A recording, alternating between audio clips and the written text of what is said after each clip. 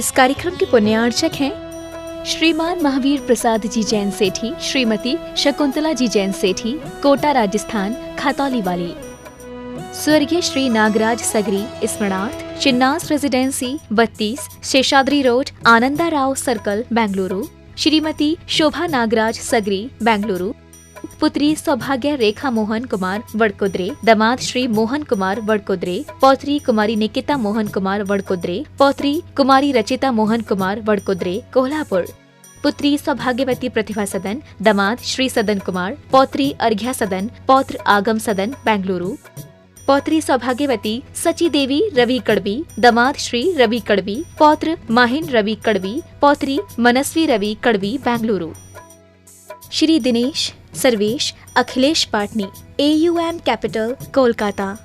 श्रीमती चंदा कोठारी के 75वें जन्मदिन के उपलक्ष्य में श्री केवल चंद कोठारी की ओर से श्री केवल चंद कोठारी, श्रीमती चंदा कोठारी, पुत्र एवं पुत्रवधू श्री राजू श्रीमती नीलू कोठारी, भाद्रवधू भतीजा एवं वधू, भांजा एवं वधू, नाती प्रांजल जैन, नाती नथ दामाद, पुत्री एवं दामाद,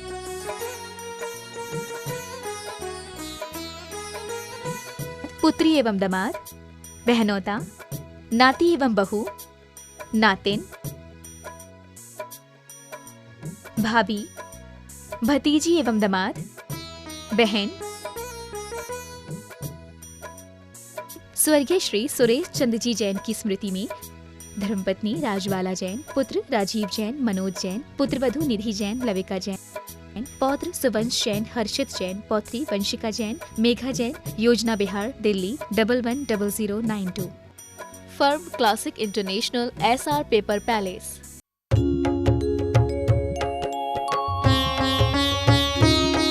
शक का समाधान। जय जय जय बोलिए गुणायतन प्रणेता, संघ का समाधान प्रवर्तक, भावना योग प्रवर्तक, प्रखर वक्ता, परम पूज्य 108 मुनिवर श्री प्रमाण सागर जी मुनिराज की जय जय जय।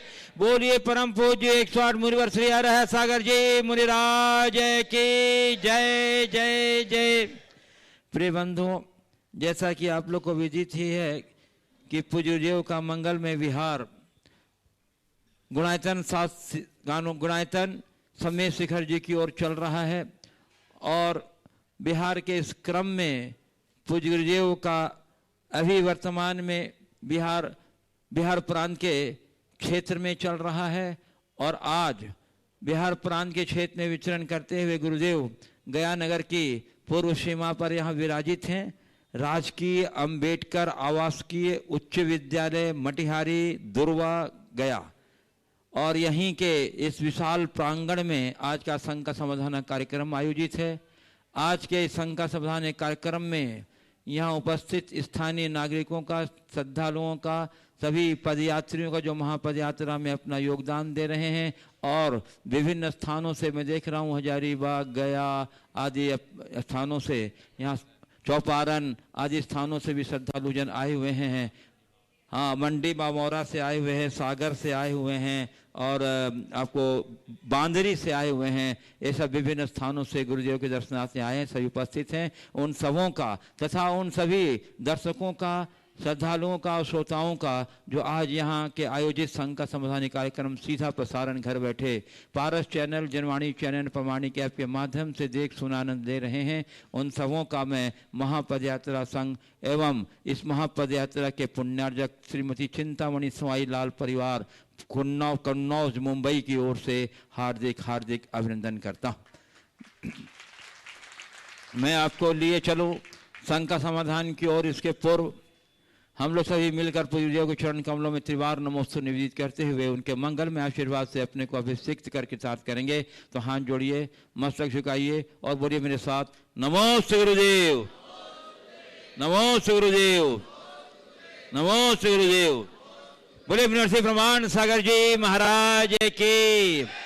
बंधुओं, मैं बता दूं, गुरुदेव का जो मंगल में विहार चल रहा है, अब यह बिहार के बाद झारखंड की सीमा में प्रवेश करने वाला है और झारखंड के विभिन्न स्थानों में, नगरों में धर्म प्रभावना करते हुए गुरुदेव का मंगल में प्रवेश शाश्वत श्री 6 समय शिखर जी में आगामी 4 हाँ, 4 अप्रैल 2021 को होगा। प्रातः समय में यह गुरुदेव का मंगलमय प्रवेश होगा। इस प्रवेश के साक्षी बनने के लिए मैं देख रहा हूँ पूरे देश और विदेश में पूरा उत्साह है। लगातार गुणायतन को समाचार मिल रहा है कि अमुक स्थान से इतने लोग आ रहे हैं, अमुक स्थान से इतने लोग आ रहे हैं। निश्चय ही वे बड़े भाग्यशाली होंगे जो इस पावन क्षणों के साक्षी बनेंगे, क्योंकि गुरुदेव के मंगल प्रवेश के साथ साथ हम लोग जो भी रहेंगे उनके लिए सुअवसर है गुरुदेव की साथ पर्वतराज की वंदना करने का भी ये एक बहुत दुर्लभ अवसर है बंधुओं। तो मेरा आपसे निवेदन है कि जिन लोगों ने अभी तक मन नहीं बनाया है, कृपया अवश्य मन बना करके इस पावन क्षण के साक्षी बनने के लिए उपस्थित रहेंगे। गुणायतन परिवार आपका और आपके समुचित व्यवस्था का पूरा ध्यान रखते हुए आपके इस निर्णय का बहुत मंगल में स्वागत करेगा और आपको आमंत्रित करता है मंगल प्रवेश की इस पावन बेला में। और बंधुओं, अभी यहाँ से जो व्यवहार करते हुए पूज्य गुरुदेव का कल प्रातः काल की मंगल बेला में गया नगर में मंगल प्रवेश भव्य कार्यक्रम के साथ संपन्न हो जा रहा है। आशा और निराशा के बीच में झूलते हुए गया वाले बड़े चिंतित थे, परंतु गुरुदेव ने आश्वान्वित कर दिया है कि अब कोई चिंता की बात नहीं है, कल तो प्रवेश होना ही है। और मैं देख रहा हूँ गया वासियों में बड़ी उत्साह है और बहुत काफ़ी संख्या में लोग यहाँ उपस्थित भी हैं। हम आप सबों के उत्साह और मन की भूरी भूरी प्रशंसा करते हुए आपको लिए चलते हैं शंका समाधान की ओर। और बंधुओं, यहाँ मंडी बामौरा से कोई टिंकू जी के नेतृत्व में लोग आए हैं खड़े होकर आशीर्वाद लेने गुरुदेव का, मंडी बामौरा से। और बांदरी सागर से श्री कमल जी भी आए हुए हैं, वो भी अपना कर लें। अजी मंडी बामौरा वाले कोई प्रश्न रखना चाहते हैं तो साधारण आमंत्रित हैं। भैया वहाँ माइक पहुँचा दीजिए। बात नमोस्तु नमोस्तु नमोस्तु।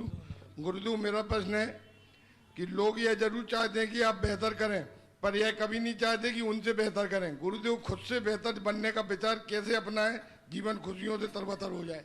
खुद से बेहतर बनने का प्रयास कैसे करें कि जीवन परिवर्तित हो जाए। मैंने अक्सर कहा है,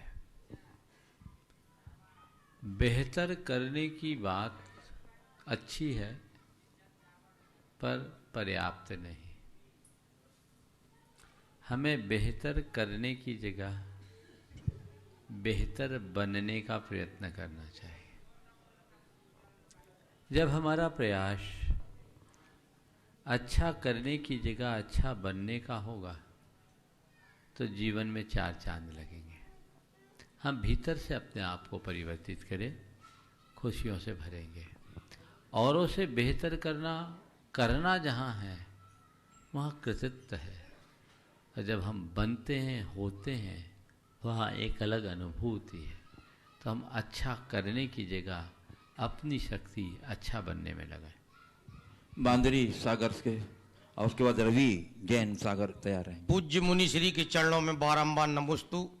और इस बार हमारा गांव गुरुजी आपके चरण रज नहीं पढ़ पाई, आप 60 से निकल आए। पूरी बांदरी के लोगों का हमारे पास बार बार फोन आए कि गुरुदेव से नमोस्तु बोल देना पूरी समाज। हाँ, सवाल करो।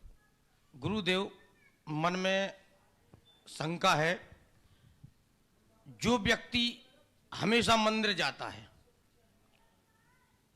उसके भाव मंदिर के बाहर कुछ और होते हैं और मंदिर के अंदर कुछ और जो व्यक्ति मंदिर नहीं जाता लेकिन वो हर समाज, हर व्यक्ति, हर किसी का सहयोग करता है,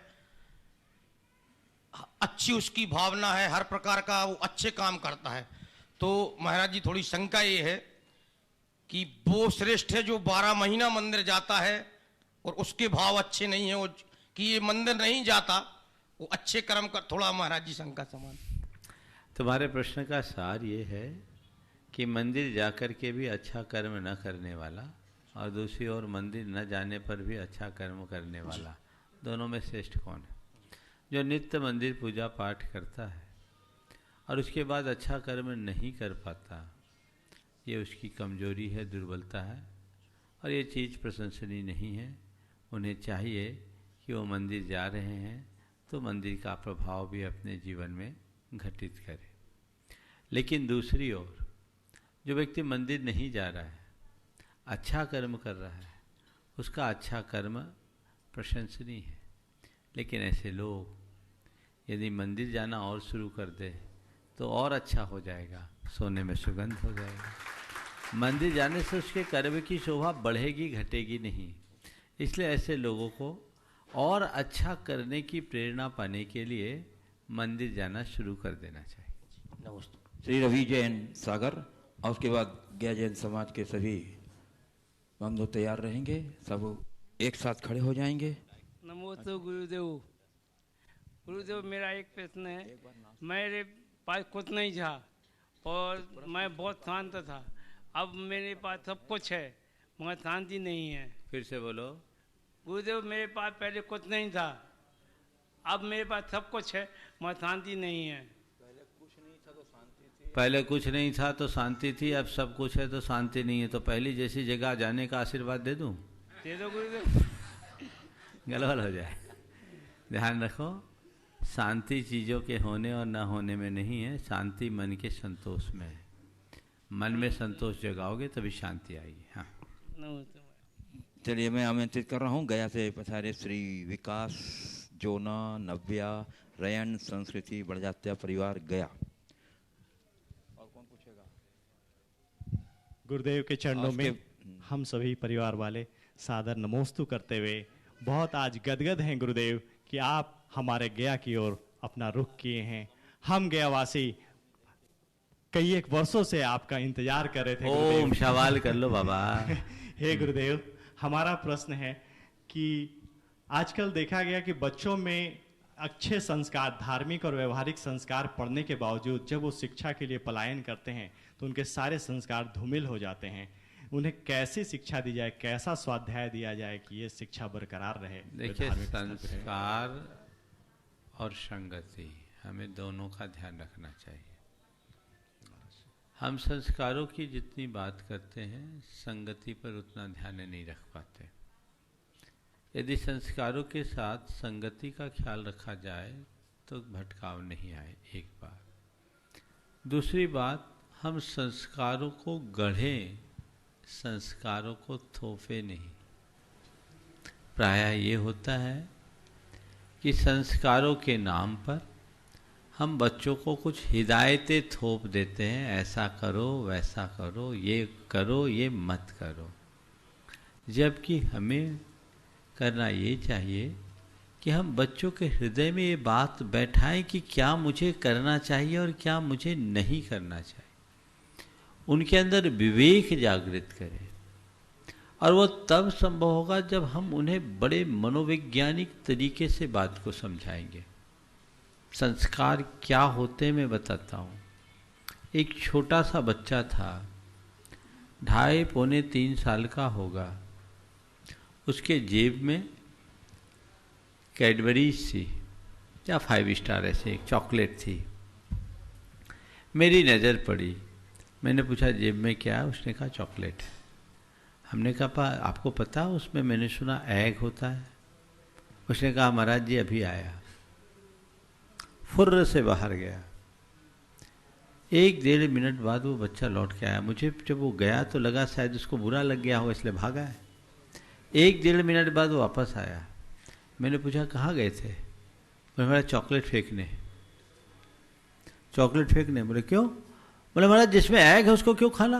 मैंने फेंक दिया। बोले कहाँ फेंका? बोले नाली में। ये 1996 की बात है। आज उस बच्चे की शादी हो गई, जबलपुर का है। तो ये संस्कार होते हैं। ऐसे संस्कार गढ़ने में हम सफल हों। हम लोग क्या करते हैं बताएं? पहले तो बातें करते हैं, फिर बाद में मम्मी लोग कहते बेटा चलता है। जी महाराज जी। तो संस्कार डालते हो कि संस्कार बिगाड़ते हो? बिगाड़ते हैं सर। आप अपने बच्चों को उनके संकल्प का धनी बनाते हो या संकल्प से डिगाते हो? बिगाड़ते हैं वस्तुतः। केवल अपने मोह और ममतावश। तो जब प्रारंभ में ही बच्चों को उनके संकल्प से आप डिगाओगे, संकल्प का धनी बनने नहीं दोगे, तो वो बच्चे आगे चल करके कैसे आगे बढ़ेंगे? तो संस्कार गढ़िए, उनमें भटकाव नहीं होगा। फिर साथ साथ उनकी संगति पर भी पूरा ध्यान रखिए। और बच्चे बाहर जाना जरूरी है, उन्हें संकल्पों से बांध कर भेजिए। अगर संकल्प के डोर से बच्चे बंध जाए तो वो कहीं भी जाए उनमें भटकाव नहीं आ सकता, स्थिरता बनेगी, जीवन आगे बढ़ेगा और वो अपना अच्छा कर सकेंगे। मैं आमंत्रित कर रहा हूँ। और एक बात और बोलता हूँ, अच्छे ढंग से संस्कार यदि आरोपित किए जाए, कदाचित अच्छी सानिध्य और संपर्क के अभाव में या कुसंग के प्रभाव में उनके संस्कार बिगड़ भी जाए, तो ध्यान रखने की बात केवल इतनी है, समय पर डाले गए संस्कार धूमिल हो सकते हैं, नष्ट नहीं होते। वो राख से ढकी अग्नि की भांति होती है, थोड़ी सी फूंक लगते ही फिर से दमक उठते हैं। इसलिए संस्कार डालने में मत चूकिए। मेरे संपर्क में ऐसे अनेक लोग हैं जिन्होंने अपने जीवन के बारे में बताए कि हम पहले अपने घर में बहुत अच्छे संस्कारों में पले बढ़े, लेकिन उच्च शिक्षा में जाने के बाद सबसे विमुख हो गए।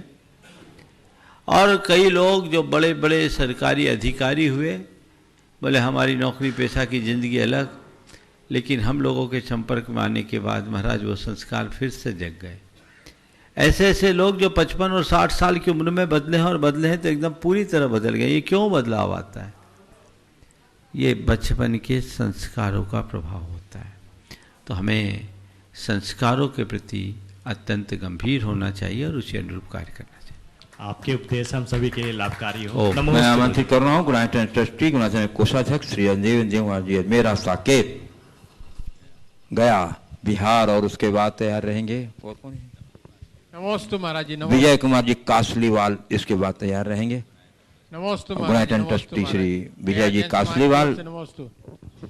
हम लोगों की एक भावना है महाराज जी कि बोध गया में अपना एक जिन मंदिर होना चाहिए, अंतर्राष्ट्रीय पर्यटन जगह है, और इसमें धार्मिक न्यास बोर्ड का बहुत बड़ा भूमिका हो सकता है। धार्मिक न्यास बोर्ड जो वहाँ पर बहुत जमीन है सब उनके अंदर में है, तो हम लोगों की भावना है कि आपका आशीर्वाद और आपका मार्गदर्शन। 2008 से भावना भा रहे हो, ऊपर जाते जाते भावना ही भाते रहोगे। करो काम, किसने रोका है?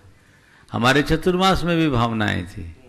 जब महाराज आते तो भावनाएं उभरती है, और महाराज चले गए तो भावना जहाँ के तहाँ। अरे संकल्प करो, भावना से काम नहीं होगा, आगे बढ़ो तब काम होगा, और जो प्रक्रिया है उसकी पूर्ति होगी।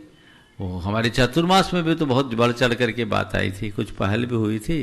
महाराज गए टाएं टाएं फिर महाराज आ गए तो फिर तुम लोगों का वही हाल। ऐसे काम नहीं होगा। कोई भी बड़ा काम तब संपन्न होता है जब हमारा वैसा संकल्प हो। और बोध गया में अगर बनाए तो ऐसा वैसा मंदिर भी मत बनाना, बनाना तो भव्य बनाना। प्रयास करो, कहीं समाज पीछे नहीं रहती। श्री विजय कासलीवाल गुणायतन ट्रस्टी, जिन्हें हम लोग स्नेह से डब्बू जी कहते हैं, और उसके बाद तैयार रहेंगे श्री नरेंद्र कुमार जी सेठी। नमोस्तु महाराज श्री। हम लोग युवा लोग, नरेंद्र सेठी मंजू सेठी एक साथ। हम लोग युवा लोग आजकल क्या करते हैं कि हम लोग को कोई काम तो समझ में आता नहीं, तो हम लोग को आगे का काम का रास्ता कुछ ऐसा दे कि हम लोग आगे कुछ कर सके धर्म के लाभ में, जो हम लोग को बता दे। तो कुछ काम आता नहीं, ऐसा कुछ रास्ता दे कि हम अच्छा कर सकें धर्म के क्षेत्र में। तो बस काम का क्षेत्र चुनो और करने में लग जाओ। या तो खुद रास्ता बनाते हुए चलो, या किसी को अपना आदर्श बनाकर उसके पीछे चलो, जीवन तब सफल हो। श्री नरेंद्र जी और मंजू सेठी प्रश्न कर रहे हैं, और उसके बाद तैयार रहेंगे हजारीबाग के लोग। अच्छा हाँ, एक बात और उसके बाद तैयार रहेंगे श्री रमेश रेखा जो मेरा गया। नमोस्तु महाराज जी। महाराज श्री आजकल डिवोर्स का बहुत बड़ा प्रचलन चल रहा है। लड़का लड़की की शादी हो जाती है, फिर वो विदेश में रहते हैं, और इसके बारे में आपका क्या है? ये बहुत बड़ी समस्या है। विदेश तो जाने तो देश में भी हाल खराब है, और कई जगह तो देखता हूँ विदेश से भी ज़्यादा खराब हालत देश का होने लगा है। सन 2016 में मुझे बताया दिल्ली के एक पॉश एरिया में 10 शादियां हुई थी और कोई भी शादी 10 करोड़ से नीचे की नहीं थी। 10 में से 6 की तलाक हुए। ये सोचने की बात है। इस तरह की बातें पूरे समाज को झकझोरने वाली है। ऐसा आए दिन होता जा रहा है। ये चीज़ें बिल्कुल ठीक नहीं। इसके लिए इसकी जड़ में जाना होगा। इसकी जो मूल वजह है, जहाँ तक मुझे समझ में आता है, वो है ईगो प्रॉब्लम, अहंकार की प्रवृत्ति। उच्च शिक्षा से संपन्न हो जाने के बाद आपस में तालमेल और सामंजस्य बनाना कठिन हो जाता है। और ऐसा ऐसे लोगों के बीच ही ज्यादा हो रहा है। दूसरा, लड़की के पक्ष का ससुराल में इंटरफेरेंस, जरूरत से ज़्यादा इंटरफेरेंस। तीसरा, वर्तमान में सोशल मीडिया का जरूरत से ज़्यादा प्रयोग। चौथा, संयुक्त परिवार का अभाव। मियाँ बीवी में झगड़े तो हमेशा होते हैं, आप लोगों में भी होते होंगे, लेकिन पहले जब संयुक्त परिवार होता था तो एक दूसरे का लिहाज होता था कि आजू बाजू में आवाज़ न जाए। जो कुछ होता था धीमे स्वरों में होता, और यदि ज़्यादा खटपट हो जाए तो घर के दूसरे सदस्य मिल बैठ करके समझा बुझा देते थे। अब आजकल क्या है, पति पत्नी दोनों हैं, घर परिवार से दूर हैं, अकेले रह रहे हैं, दोनों नौकरी पेशा हैं, अपने अपने ऑफिस से फ्रस्ट्रेट होकर आते हैं। आपस में जब बातचीत होती है, खींचातानी मस्ती है। उस खींचातानी में उत्पन्न मनमुटाव में समझाने वाला कोई नहीं होता, सुलगाने वाले और आ जाते हैं। और फिर जब गड़बड़ होता है तो दोनों पक्ष अपने मित्रों को फ़ोन करते हैं, मित्रों से संपर्क करते हैं, और दो के बीच ये तीसरा आके त्रिकोण बनाता है और मामला वहाँ गड़बड़ हो जाता है। वो चीज़ों को सुलझाने की जगह सुलगाने की प्रवृत्ति करते हैं। ये बहुत ही गंभीर और चिंतनीय है। लॉकडाउन के काल में पारिवारिक उत्पीड़न की घटनाएं बहुत बढ़ी, जब पति पत्नी दोनों ही घर पर रहे और 24 घंटे घर पर रहे। ये बातें बहुत सारी प्रकाश में आई है। तो इन सब बिंदुओं पर गंभीरता से विचार करना होगा, तभी हम इस प्रकार की विकृतियों से समाज को बचा सकेंगे। तलाक हमारी संस्कृति का कलंक है। हमारे यहाँ या तो विवाह है या वैराग, या तो शादी करो या साधु बनो, तीसरा रास्ता नहीं है। अगर विवाह है तो निर्वाह होना चाहिए, येन केन उपायन। अगर तुम्हारे मन में वैराग्य है तो अगला रास्ता निकल लो, लेकिन पति पत्नी ऐसे नहीं कि कपड़े बदलने की तरह रोज बदल लो। ये अव्यवस्था है, और इससे जो भी परिवार प्रभावित होते हैं, तबाह होते हैं। पहले तो माँ बाप सोचते हैं बच्चों के विवाह हो जाए, फिर 5-10 साल तक लगता है वो अच्छे से सेटल हो जाए। और अभी तो कुछ और आश्चर्यजनक प्रकरण मेरे सामने आए। विवाह के 20-20, 25-25 साल के बाद पति पत्नी के मध्य तलाक की बातें आने लगी। जिनके 20-20 साल के बच्चे हैं, उनका आपस में तनाव, ये बढ़ती हुई नकारात्मकता का परिणाम है। ये हमारे समाज की सेहत के लिए कतई अनुकूल नहीं है। इसमें हमें बहुत गंभीरता से ध्यान देना चाहिए। श्री रमेश रेखा आज मेरा गया बिहार।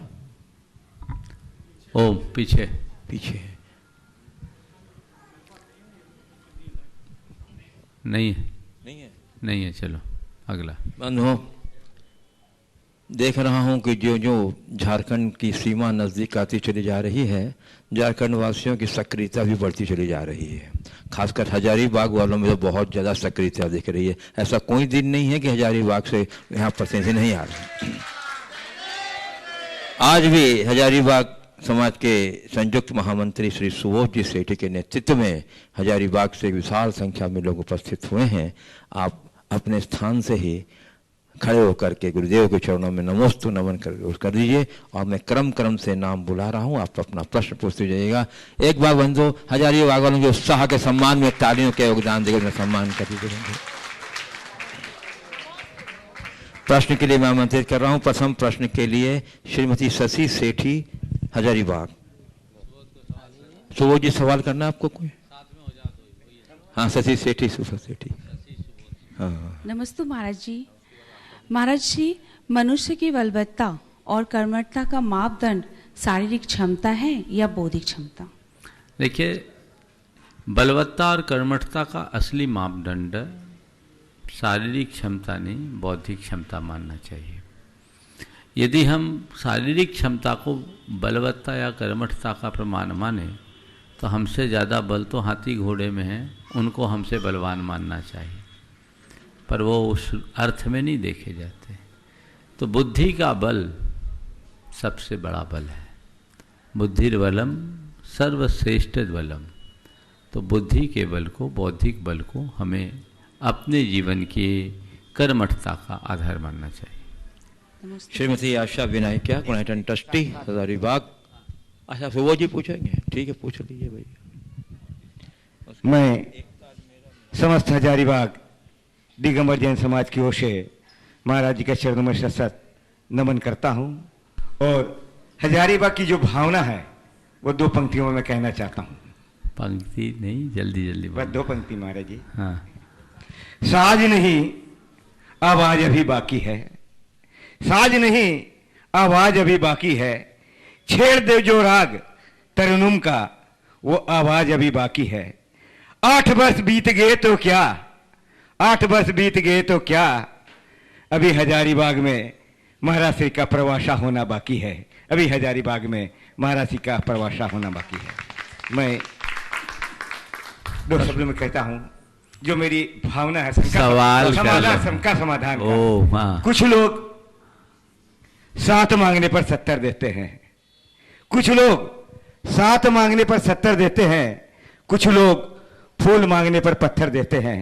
एक हम है महाराज जी जो आपसे कठिन से कठिन शंका किए जाते हैं और आप उन शंकाओं का सरल उत्तर देते हैं। आप उन शंकाओं का सरल उत्तर देते हैं। चलो हाँ, अगला नाम बोलो। श्रीमती आशा विनायकिया, गुणायतन ट्रस्टी हजारीबाग, उसके बाद तैयार रहेंगी श्रीमती मीनाक्षी विनायकिया हजारीबाग। नमोस्तु गुरुदेव, नमोस्तु महाराज श्री। हम लोग सब आज अति प्रसन्न है कि आज भारत सीमा में आप प्रवेश करें और झारखंड सीमा में प्रवेश करेंगे, बिहार सीमा। लेकिन फिर भी मैं अपनी चार लाइन बोल करके महाराज श्री अपनी बात जल्दी अतिक्रमण नहीं, हाँ जल्दी से करो।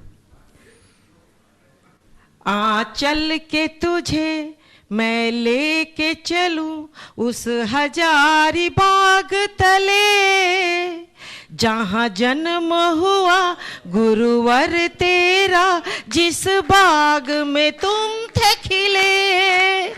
चलो हजारीबाग चले गुरुवर तेरे उदय से, इस नगर का भाग्य है जागे, इस नगर का नाम ही तेरे कारण ही सबसे आगे।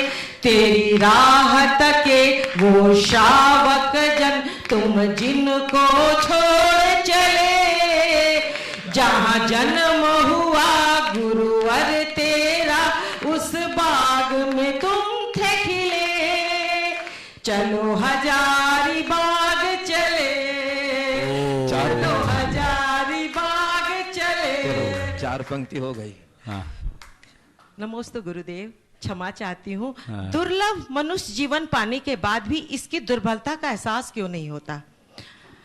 और जीवन जीने का ढंग क्या आना चाहिए कि मनुष्य जीवन सार्थक हो पाए या ना हो पाए, सफल तो हो जाए। इस सार्थकता और सफलता का मापदंड क्या है? देखिए, जीवन की दुर्लभता का एहसास मनुष्य को क्यों नहीं हो पाता, ये हमारे जीवन की एक बहुत बड़ी विडंबना है कि चीज़ें दुर्लभ है, पर उनकी दुर्लभता का एहसास हमें तब तक नहीं होता जब तक वो हमारे पास होती है।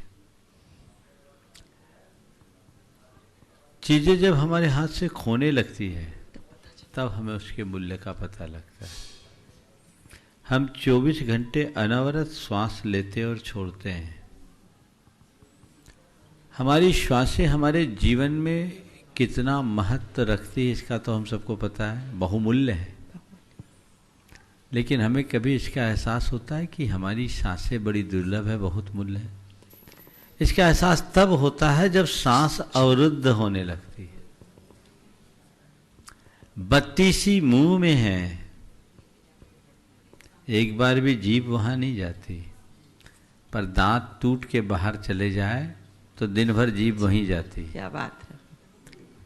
तो जब चीजें छूटने लगती है ना, तब दुर्लभता का एहसास होता है।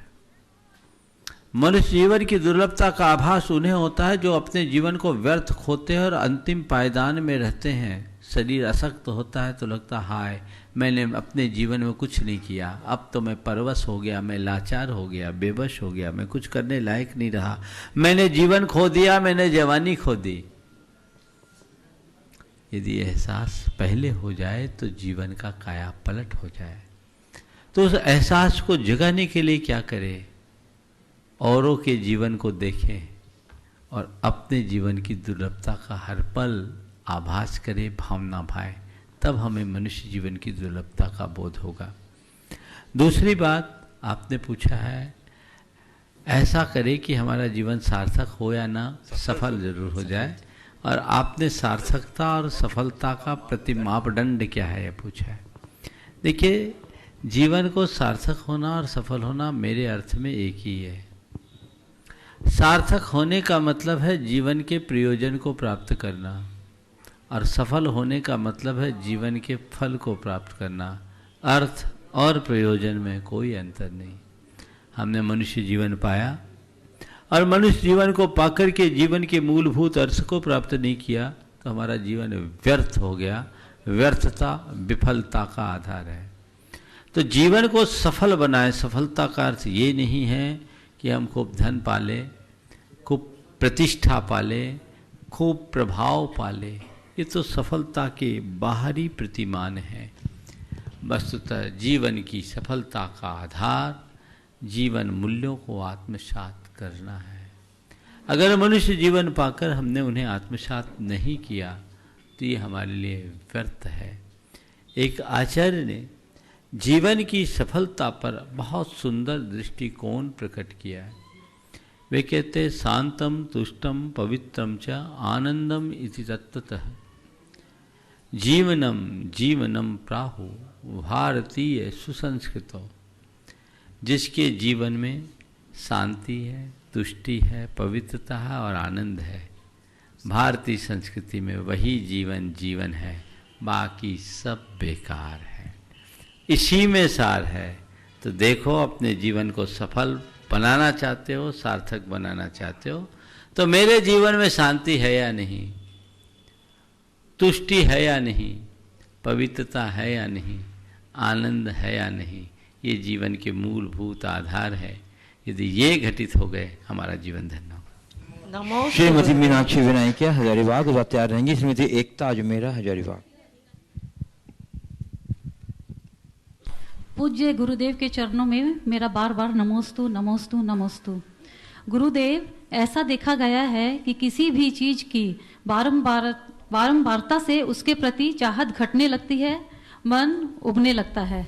परंतु गुरुदेव, आपके चरण कमलों की एवं दर्शन की ऐसी क्या तासीर है कि बार बार दर्शन करने के बाद भी मन तृप्त नहीं होता? देखो, बहुत अच्छा सवाल किया है। यही अंतर है चीजों में और धर्म में, पदार्थ में और परमार्थ में। पदार्थ की तासीर यही है कि वो स्वल्प सुख देकर उकताहट देती है, और परमार्थ की प्रकृति ये है कि वो हर पल संतुष्टि और आनंद की अनुभूति देती है। समझ गए?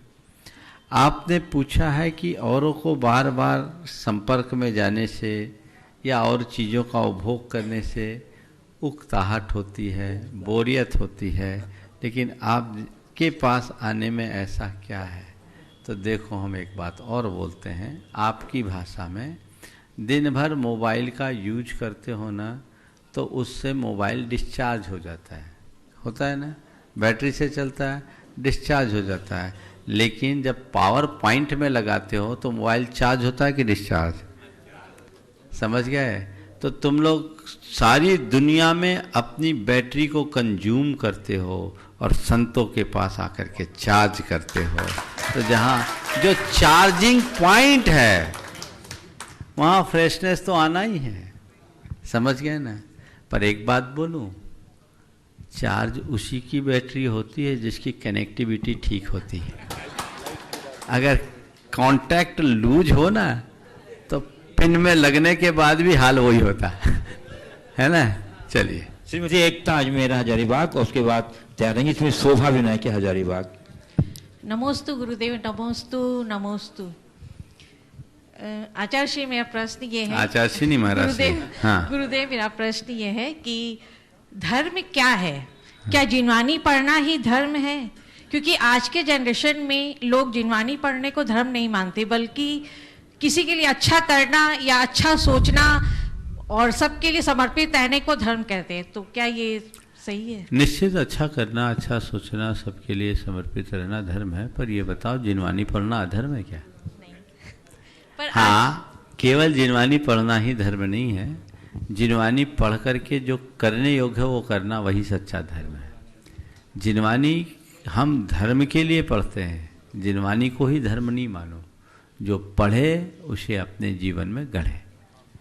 श्रीमती शोभा विनायक हजारीबाग, और उसके बाद तैयार रहेंगी श्रीमती अमृता जैन दुबई।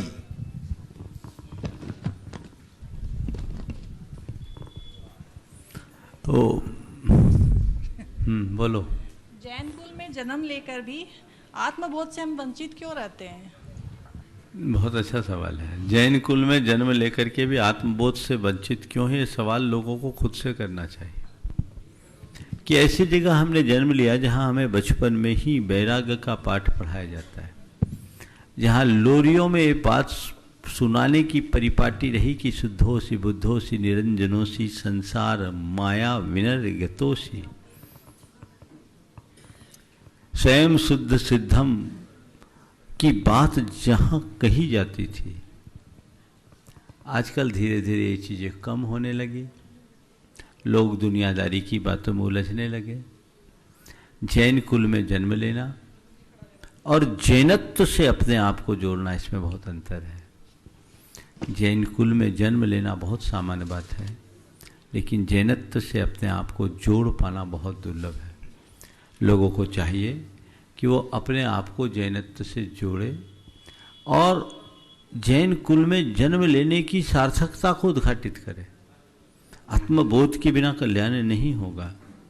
ये हमारे जीवन का मूल है और निरंतर भावना भाकर सत्संग, सद्गुरुओं का सानिध्य भी इसी प्रयोजन के लिए है।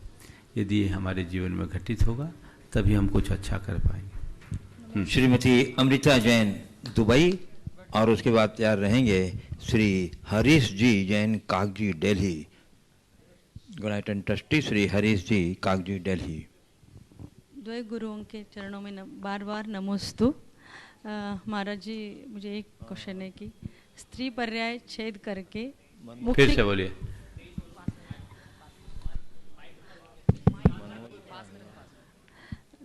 द्वय गुरुओं के चरणों में बारंबार नमोस्तु। महाराज जी, मेरा एक क्वेश्चन है कि स्त्री पर्याय छेद करके मुक्ति के मार्ग में चलने के लिए क्या पुरुषार्थ करना चाहिए? स्त्री पर्याय छेदने की बात मत सोचो, संसार छेदने की बात सोचो। ये क्यों सोचती हो? जो स्त्रियां वो अनादि से स्त्री है ऐसी बात नहीं है, और जो पुरुष है वो अनादि से पुरुष रहे ऐसी बात नहीं है। हम आप सब अनंतों बार सुनो तो अनंतों बार स्त्री पुरुष नपुंसक हो चुके हैं। ये पर्याय बुद्धि मत लाओ मन में। संसार छेदने का भाव जगाओ, और संसार को छेदेंगे तो मुक्ति मिलेगी। आत्मदृष्टि रखो, देह दृष्टि नहीं रखो। न मैं स्त्री हूँ, न पुरुष हूँ, मैं नपुंसक हूँ, मैं आत्मा हूँ। इस बोध को जगाओ। न मैं बाल हूँ, न वृद्ध हूँ, न युवा हूँ, मैं आत्मा हूँ, इस भाव को जगाओ। जब तक आत्मज्ञान नहीं जागता तब तक जीवन का पथ प्रशस्त नहीं होता। इसलिए बार बार प्राय देखता हूँ स्त्रियों के अंदर एक हीनता सी भरी रहती है। स्त्री पर्याय कैसे छेदे, स्त्री पर्याय कैसे। जब तक पर्याय से बुद्धि जुड़ी रहेगी संसार में ही रमोगे। मैं आत्मा हूँ, चोला स्त्री का है, चोला पुरुष का है, आत्मा का कोई चोला नहीं है। ये उतरेगा। मैं इस दुनिया से जब भी जाऊं सम्यक दर्शन के साथ जाऊं, भावी जीवन में निश्चित मेरा कल्याण होगा। ये ध्यान में रखने की कोशिश करनी चाहिए। आज मोक्ष मिले या ना मिले, मेरे लायक जितना मोक्ष मार्ग है उसका मैं अनुकरण करूं, निश्चित कल्याण होगा। बीच में अटकने वाले तो केवल उलझ के रह जाएंगे। गुनाइटन ट्रस्टी श्री हरीश जी कागी दिल्ली। क्या बोल रही? बोलो। कुछ और बोल रही? वो बचपन से पढ़ा है, सुना है कि स्त्री पर्याय को मुक्ति नहीं मिलती। अरे मुक्ति नहीं मिलती, मोक्ष मार्ग तो है। हरीश जी कागी दिल्ली गुनाइटन ट्रस्टी, जो इस पद बिहार में अपना बहुत सक्रियता से योगदान दे रहे हैं। और उसके बाद तैयार रहेंगे श्री मिठाई लाल जी कटनी। हे गुरुवर, मेरे समस्त परिवार और समस्त दिल्ली की तरफ से सतवन नमन। हे गुरुवर, बढ़ती उम्र के साथ बढ़ती हुई तृष्णा और घटते हुए उत्साह पर कैसे नियंत्रण पाया जाए? फिर से बोलो। महर्षि, बढ़ती उम्र के साथ बढ़ती तृष्णा और घटते उत्साह पर कैसे नियंत्रण पाया जा सकता है? बढ़ती उम्र के साथ बढ़ती हुई तृष्णा और घटते हुए उत्साह के बीच नियंत्रण कैसे लाए, ये बहुत गंभीर बात है। और मैं समझता हूँ इस अनुभव को ध्यान में रखते हुए लोगों को जवानी से ही अपनी तृष्णा पर अंकुश रखने का अभ्यास कर देना चाहिए। प्रायः ये देखा जाता है कि जो जो उम्र बढ़ती है, कहते हैं आयु नित्य घटती रहे, तृष्णा होए जवान। तो तृष्णा बढ़ती है, किया नहीं जाता लेकिन चाहत बढ़ती है। उस चाहत पर नियंत्रण लाने का एकमात्र उपाय यही है कि हम समय रहते अपनी तृष्णा पर अंकुश रखने का अभ्यास करें। बचपन से ही संयम के संस्कार मन में जगाएं। महाराज, हमारा बचपन तो यूं ही बीत गया, अब हम क्या करें? नित्य भावना भाई, मुझे अपनी तृष्णा पर नियंत्रण रखना है जी। मुझे अपनी तृष्णा पर नियंत्रण रखना है, मुझे संतोष रखना है, मुझे संयम रखना है, मुझे संतोष रखना है, मुझे संयम रखना है। ये भाव जगाएं, मुझे उत्साहित रहना है, ये वाक्य दोहराएं, चीज़ों को ठीक कर सकते। जी महाराज। श्री मिठाई लाल जी कटनी और उनके साथ में अनिल जैन जो गढ़ा कोटा, वो भी साथ में तैयार रहेंगे। हे मेरे गुरुवर, नमोस्तु नमोस्तु नमोस्तु। गुरुवर, मैं आपके साथ बहुत दिनों से चल रहा हूँ, लोगों को प्रश्न पूछते हुए देखता हूँ। मेरे मन में भी ऐसा भाव आता है कि मैं आपसे कुछ प्रश्न पूछूं, परंतु कोई प्रश्न मेरे दिमाग में आ नहीं रहा। यही एक प्रश्न है। मैं किस प्रकार अपनी जिज्ञासु प्रवृत्ति को विकास कर सकता हूँ? नमस्ते। देखो, कोई प्रश्न नहीं आ रहा है फिर भी पूछ रहे। अब ये सवाल हम पूछ लेते, पूछ क्यों रहे? क्यों पूछ रहे? तो एक ने कहा, महाराज घर वाले पूछते कि तुम क्यों नहीं पूछ रहे, इसलिए पूछ रहे। यहाँ रहते तो हाजिरी लग जाती। देखिए, बात ऐसी है, कोई जरूरी नहीं कि स्वयं की जिज्ञासा से ही हम समाधान पाए। कई बार ऐसा भी होता है कि औरों के प्रश्न से हमें उत्तर मिलता है। इस कार्यक्रम की सफलता का आधार ही यही है। प्रश्न पूछता कोई एक है, पर उस प्रश्न समाधान हजारों का होता है। और जब प्रश्न पूछा जाता है तो सामने वाला ये बोलता है, यही मेरे मन में प्रश्न है। उसे लगता है ये मेरे मन का प्रश्न है। तो एक ही बात है, घर वालों को कह दो चिंता नहीं करो, महाराज को छोड़कर और कहीं नहीं है। नमस्ते। श्री अनिल जी गढ़ाकोटा। और इसके बाद गुरुदेव, ये राजकीय अम्बेडकर आवासीय उच्च विद्यालय मोतिहारी दुर्ग दुर्वा जो गया जिला के सीमा हे पर स्थित है। जगत की शंका का समाधान करने वाले जगत पिता गुरुदेव द्वय के चरणों में मेरा व मेरे परिवार का नमोस्तु नमोस्तु नमोस्तु। गुरुवर, ये पहला विहार है मेरे जीवन का, ये पहला विहार है मेरे जीवन का, इतना लंबा मैं सोच भी नहीं रहा था, लेकिन फिर भी चल दिया और अब गुरुवर घर लौटने की इच्छा नहीं होती। बहुत अच्छी बात। हाँ, मेरा सवाल है गुरुवर, सिगरेट के पैकेट पे और शराब की बोतल पर स्पष्ट शब्दों में लिखा होता है, फिर भी लोग पीते हैं और वैक्सीन की गारंटी चाहिए, ऐसा क्यों? देखो, पहली बात तो ये है, अब वापस लौटने की इच्छा नहीं तो मुहूर्त सुधवाएं क्या? कहीं घर वालों की धड़कन न बढ़ जाए। आपने बहुत अच्छी बात कही कि सिगरेट के पैकेट और शराब की बोतल पर स्पष्ट लिखा होने के बाद भी लोग उनका सेवन करते हैं, पर वैक्सीन की गारंटी क्यों?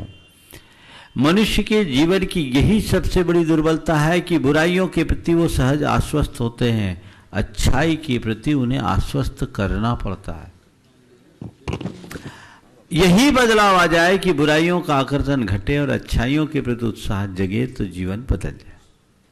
नमोस्तु। गुरुदेव, आवासीय विद्यालय के छात्र यहाँ उपस्थित हैं, उनमें रमेश कुमार संभवतः अपना कोई प्रश्न पूछेंगे। ऐसी बात तैयार रहेंगे। हमारे चौपारण जो झारखंड की सीमा पर अवस्थित है, वहां से अजय राय, रोहित जी। नमस्ते गुरुदेव। नमस्ते। और नीरज जी। मेरा एक प्रश्न है, मनुष्य को अच्छा काम क्यों अच्छा नहीं लगता और बुरा काम क्यों अच्छा लगता है? मनुष्य को अच्छा काम अच्छा क्यों नहीं लगता और बुरा काम अच्छा क्यों लगता है? जी। मक्खी को देखा है? जी। मक्खी के सामने एक तरफ मिठाई का थाल हो, है ना, मिठाई की थाली हो, और दूसरी तरफ मल हो। मिठाई को छोड़कर मक्खी मल पर ज़्यादा भिनभिनाती है, जी, है ना? जी। ये अनुभव है। और भौरा हमेशा सुगंधी पे बैठता है। जी। तो आज की दुनिया में आदमी मक्खी जैसे ज़्यादा है, भौरे जैसा कम, इसलिए उनको अच्छाई कम, बुराई ज़्यादा अच्छी लगती है। समझ गए? जिस दिन हम अपने जीवन को भौरे जैसा बना लेंगे, हमें अच्छाई अच्छे नहीं लगेगी। हो गया? गुरुदेव, हमारा एक प्रश्न है। हाँ। कि मनुष्य को धर्म और कर्म में अंतर क्या चीज है? देखो, बहुत अच्छा सवाल है, और तुम जैसे बच्चों के लिए बहुत अच्छा सवाल। धर्म और कर्म, हम प्रायः धर्म और कर्म को अलग अलग करके चलते हैं। हम जो मंदिर में पूजा पाठ करते हैं उसको धर्म मान लेते हैं, और दुनियादारी के जो काम करते हैं वो कर्म मानते हैं। मेरी दृष्टि में ये ठीक नहीं है। मेरी दृष्टि में यह है, मंदिर में पूजा पाठ को भी एक कर्म मानना चाहिए, और व्यापार धंधा और दुनियादारी को भी अपना एक धर्म मानना चाहिए। इसके लिए क्या करो, दुनिया का कोई भी काम करो, अधर्म से बच कर करो, हमारे जीवन में धर्म बना रहेगा और वही हमारा कर्म होगा। जी, बहुत सुंदर। चलिए, और अब चौपारण जो झारखंड की सीमा पर अवस्थित है, वहां से आ रहे हैं अजय राय, रोहित जी और नीरज जी। एक जन सवाल करेंगे। नमोस्तु गुरुदेव। गुरुदेव, मेरे मन में बहुत दिन से ये विचार आ रहा था। इसके बाद मुकेश कृति आ रहे हैं कि घर से जिनालय, बहुत से लोग घर से जिनालय खाली हाथ जाते हैं और जिनालय में रखे हुए द्रव्य को लेकर अर्घ चढ़ाते हैं, जबकि जिनालय में रखा हुआ द्रव्य तो निर्माल का है। कृपया मार्गदर्शन करें। देखो, जिनालय में रखे द्रव्य को निर्माल हमें नहीं कहना चाहिए। निर्माल वो तब कहलाएगा जब वो चढ़ जाए। यदि समाज ने ऐसी व्यवस्था कर रखी है कि लोगों को अपने द्वारा दिया गया द्रव्य है कि लोग इसकी पूजा अर्चा में करें, इससे उपयोग में ले, तो एक सुविधा है, उसे निर्माल्य नहीं कहना। लेकिन लोगों को घर से द्रव्य लेकर जाना चाहिए, और कदाचित वो घर से द्रव्य न ले जा पाए और मंदिर से द्रव्य लेकर के चढ़ाते हैं, तो जेब का द्रव्य निकालकर मंदिर के गुल्लक में जरूर डालना चाहिए, तब उसका मैं आमंत्रित कर रहा हूँ गुणायतन ट्रस्टी श्री मुकेश कीर्ति और उनके साथ में सुपुत्र मृणाल जैन, जो मेट्रो जो दिल्ली से आए हैं और इस पूरे पद विहार में बहुत सक्रियता से योगदान दे रहे हैं। एक बार जरा इनके सम्मान में तालियों का योगदान दीजिए। और इसके बाद तैयार रहेंगे इस पूरे पद यात्रा के समन्वयक श्री मनोज जी जैन कन्नौज, जो गुणायतन ट्रस्टी हैं। नमोस्तु गुरुदेव। नमोस्तु गुरुदेव। गंभीरता के सही मायने क्या है? यह गुण है या दोष है? और लौकिक जगत में इस शब्द का प्रयोग व्यंग्यात्मक दृष्टि से क्यों किया जाता है? आप बनारस तो भी गई थी, गंगा देखी? ऐसा लगता है गंगा बह रही की रुकी हुई? बह रही थी। नहीं, आपने ठीक से नहीं देखा। गंगा को देखोगे तो आपको ऐसा लगेगा जैसे थमी हुई है। ऊपर से देखने में कुछ पता नहीं लगेगा, एकदम लगेगा थमी हुई है। हमने भी नजदीकी से देखा, थमी हुई है, लेकिन उसकी करंट का आभास तब है जब उसमें पांव डालो, तब पता लगेगा इसमें कितना तेज करंट है, कितना तेज प्रवाह है ना। बस इसी का नाम है गंभीरता, जिसमें गति तेज हो, अभिव्यक्ति ना हो। समझ गए? महसा वृत्तिर दुर्लक्षा, महान आत्माओं की प्रवृत्ति दिखती नहीं है। दूसरी ओर कोई पहाड़ी नदी देखो, सरपट भागती सी दिखती है, पर उसमें कोई था नहीं होता। 2, 4, 6 फुट पानी होता है और थोड़े दिन बाद वो सूख जाती, पता ही नहीं लगता क्या होता है। तो जो उथले लोग होते हैं वे सब के सब कैसे होते हैं? पहाड़ी नदी की भांति। और जो गंभीर होते हैं वो गंगा की भांति होते हैं। अपने जीवन में ऐसा प्रवाह लाना, ये गंभीरता गुण है, दोष नहीं। जो लोग किसी की गंभीरता की हंसी उड़ाते हैं वो कहीं मायूसी को गंभीरता की पर्याय मानने का भ्रम न पालते हो। मायूस होना और गंभीर होना, इनमें बुनियादी फर्क है। इसलिए हम मायूसी से बचें, गंभीरता को अपनाएं। मायूसी उसमें होते हैं जो चुप्पी साध लेता है, प्रतिक्रिया मुक्त होता है, और गंभीर वो होता है जिसमें उतावलापन नहीं होता पर उत्साहपूर्ण होता है। तो उतावलापन ना हो, उत्साह बरकरार रहे, ये गंभीरता की पहचान है। नमोस्तु गुरुदेव। मैं आमंत्रित कर रहा हूँ इस महापद यात्रा के संयोजक समन्वयक एवं गुणायतन ट्रस्टी श्री मनोज जैन कन्नौज, उत्तर प्रदेश, और वह तैयार रहेंगे इस महापद यात्रा के संयोजक श्री प्रेमचंद जी प्रेमी कटनी। गुरुवर के चरणों में नमोस्तु नमोस्तु नमोस्तु। गुरुवर जिज्ञासा कोई नहीं है, मन की भावना है। अतुल भैया और पंपी भैया की सुबह 6 बजे से लेके और रात में 11 बजे तक उनके लास्ट फोन आते हैं और पूछते हैं बार बार बिहार में कोई कमी तो नहीं, कमी तो नहीं। अगर कोई कमी हो तो उसे बराबर पूरी की जाए। और गुरुजी वो आशीर्वाद मांग रहे कि हम कम से कम 4 से 5 बार प्रोग्राम बना चुके हैं, लेकिन कोई ना कोई सी समस्या आ जाती है कि हम रुक जाते हैं। तो गुरुवर आशीर्वाद के लिए कहा है भैया ने। आशीर्वाद? उनको तो आशीर्वाद अपने आप मिल रहा है ना। बहुत अच्छी बात है, बहुत अच्छी भावना है। उन्होंने कई बार बोला, आंसू बहाते मैंने देखा मेरे पास आकर बैठे कि जीवन का एक अलग अवसर हमारे हाथ से जा रहा है। कुछ ऐसे समय कार्यक्रम बना जिस कार्यक्रम में उनको प्रत्यक्ष आने की अनुकूलता नहीं बनी, लेकिन मेरे ख्याल से आज उनका काम कल हो जाएगा। फ्री हो जाए, अपना लाभ उठाए, जितना मिले उतना करे। कृतकालित अनुमोदना सबके लिए बराबर है और तुम उनका प्रतिनिधित्व तो कर ही रहे हो। बहुत अच्छी बात है। पूरे परिवार को आशीर्वाद। नमोस्तु गुरु। इस महापद यात्रा के संयोजक श्री प्रेमचंद जी प्रेमी कटनी और उनकी धर्मपत्नी श्रीमती माया जी, और उसके बाद तैयार रहेंगे हमारे अवनीश जैन, जो कोल्हापुर महाराष्ट्र इस पद यात्रा में साथ चल रहे हैं। मुनिद्वय के चरणों में त्रिवार नमोस्तु। गुरुदेव, नई पीढ़ी और पुरानी पीढ़ी के बीच सोच में सामंजस्य कैसे बैठाएं ताकि धार्मिक क्रियाओं से जुड़ते हुए उन्हें स्वयं को जैन होने का गर्व हो? देखिए, नई पीढ़ी और पुरानी पीढ़ी की सोच में सामंजस्य बिठाने के लिए आपने पूछा है। कुछ दिन पहले भी मैंने इसका उत्तर दिया। आज एक नए तरीके से इसका उत्तर देता हूँ। पुरानी पीढ़ी को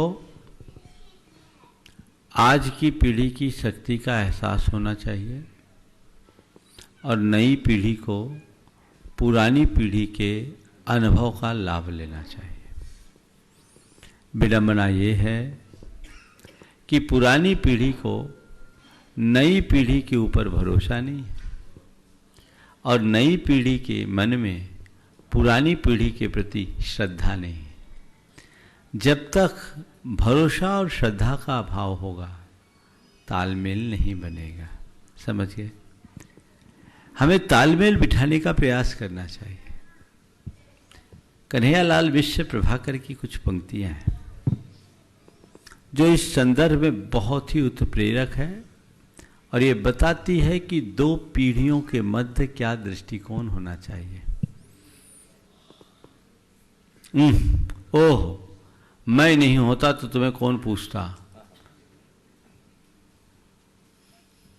जुमा जुमा 8 रोज कल ही तो तुम पैदा हुए थे। इतना विशाल अनुभव तुम्हारे हाथों छोड़ दूं, ये मुझसे नहीं हो सकता। मैं तुम्हें सौंप दूं तो तुम सब 3 दिन में चौपट कर दोगे। पके पीले पत्ते ने उगती कोपल से कहा,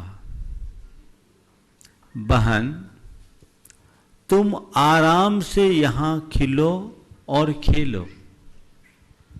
बहन तुम आराम से यहां खिलो और खेलो, मैं नीचे की हरी घास में विश्राम करूंगा। युवक आस्तीन चढ़ाए कड़वी निगाह से बूढ़े को घूर रहा था और कोपल नीचे की ओर गिरते हुए पर्ण को प्यार से निहार रही थी। बूढ़े के रजत केशों में उसके श्वासों की संख्या लिखी है तो पर्ण की पीतिमा में उसके बीते संध्याओं का इतिहास लिखा है। जीवन को ठीक किसने जाना। मैं समझता हूं इससे अच्छा रेखांकन और क्या होगा। तो दोनों पीढ़ियों के मध्य भरोसा और श्रद्धा बना के चलने की जरूरत है, तभी कुछ होगा। नमस्ते। श्री अवनीश जैन, कोल्हापुर, महाराष्ट्र, जो पद यात्रा में निश्चित साथ चल रहे हैं और चलिए रहेंगे। अवनीश का आप आज प्रतीक्षा करें। महाराज जी पूछ रहे हैं भरोसा टिकता क्यों नहीं है। पहले उत्पन्न तो हो तब तो टिके, जब उत्पन्न ही नहीं हुआ तो टिकेगा कैसे। इस प्रकार आज के सत्र को परम पूज्य गुरुदेव के चरणों में नमन अर्पित करते हुए यहीं पर विराम। बोलिए परम पूज्य आचार्य गुरुवर श्री विद्यासागर जी महाराज की।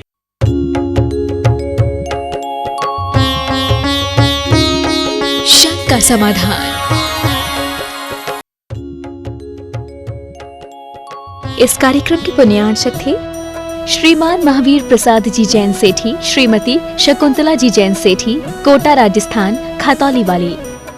स्वर्गीय श्री नागराज सगरी स्मरणार्थ Chinnas residency 32 Seshadri road, Ananda Rao circle, Bengaluru. Shrimati Shobha Nagaraj Sagari, Bengaluru. पुत्री सौभाग्य रेखा मोहन कुमार वडकुद्रे, दामाद श्री मोहन कुमार वडकुद्रे, पौत्री कुमारी निकिता मोहन कुमार वडकुद्रे, पौत्री कुमारी रचिता मोहन कुमार वडकुद्रे, कोल्हापुर। पुत्री सौभाग्यवती प्रतिभा सदन, दामाद श्री सदन कुमार, पौत्री अर्घ्या सदन, पौत्र आगम सदन, बेंगलुरु। पौत्री सौभाग्यवती सची देवी रवि कड़वी, दामाद श्री रवि कड़वी, पौत्र माहिन रवि कड़वी, पौत्री मनस्वी रवि कड़वी, बेंगलुरु। Shri Dinesh Sarvesh Akhilesh Patni, AUM capital, Kolkata. श्रीमती चंदा कोठारी के 75वें जन्मदिन के उपलक्ष्य में श्री केवल चंद कोठारी की ओर से श्री केवल चंद कोठारी, श्रीमती चंदा कोठारी, पुत्र एवं पुत्रवधू श्री राजू, श्रीमती नीलू कोठारी, भाद्रवधू, भतीजा एवं वधू, भांजा एवं वधू, नाती प्रांजल जैन, नाती नथ दामाद, पुत्री एवं दामाद,